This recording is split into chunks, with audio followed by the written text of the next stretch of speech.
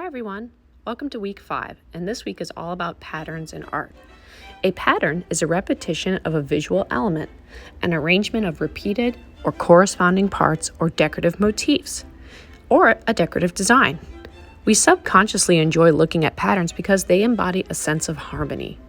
Patterns in art appear in many art forms around the world, from detailed geometric Islamic motifs to symmetrical patterns on woven Navajo blankets, to contemporary art designs you'll see, even in nature. Any artists that use it? Sure do.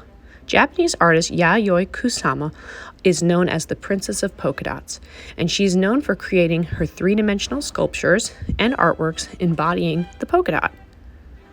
Pretty cool stuff, huh? So let's get started. All right, you're going to need the following materials: a sheet of white paper, pencil, crayons, watercolor set, paintbrushes, a cup of water, the Zentangle reference sheet you can print off Schoology, and a variety of Sharpies. To begin, I'm going to sketch out a paint splatter. I'm going to start by creating my wavy, drippy lines. From there, my paint drip is going to extend all the way to the edge of the paper.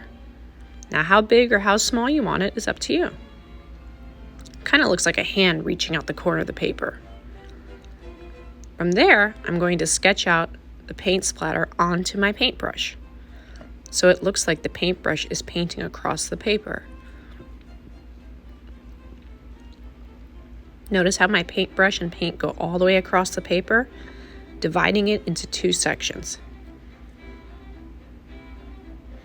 I'm not worried about too many details right now. Just want to get my paintbrush sort of sketched out, and I can finalize it later. Next, looking at my Zentangle reference sheet, I can figure out which patterns I want to create. I want you to pick one to start. And at the bottom of your paper, you can use a Sharpie, any size, to begin sketching out your pattern. I picked this zigzag one. It's almost like a checkerboard, but instead of using squares, it uses rectangles. Experiment with different ones. If you were to Google Zentangle or patterns, you will find there's many different options, and you may want to just create your own. The word Zentangle is a made-up word for doodling and sketching different patterns. When doing it, people find that it's often relaxing, and you sort of zone out and just often repeat the same shapes over and over and over again. I find it to be relaxing too.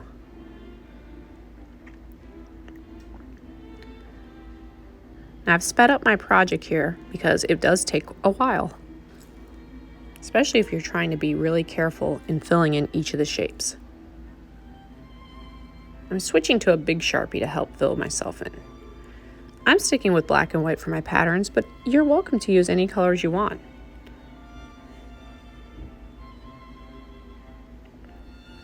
Take your time. Now on the top, I'm going to choose a different pattern. This time I've chosen a sort of wavy design pattern, something different from the zigzag. I like how they look very opposite of each other. One is sharp and pointy, and one is smooth and wavy. Figure out which patterns you want to create. When you're done, outline your original paintbrush drawing and add any other details. Using my crayons, I'm going to begin to color some of my paintbrush in. I'm doing a rainbow effect, but you can make yours any colors you want. And I'm leaving some spots for where I'm going to paint. Gives me sort of guidelines. Lastly, use your watercolors to fill it in. I can't wait to see how yours looks.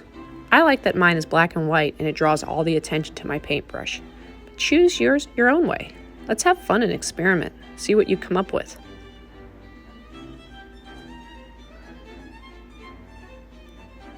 And when you're done, you know what to do.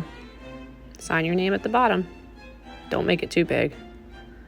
And then take a picture of your art and upload it to Schoology. Great job, guys.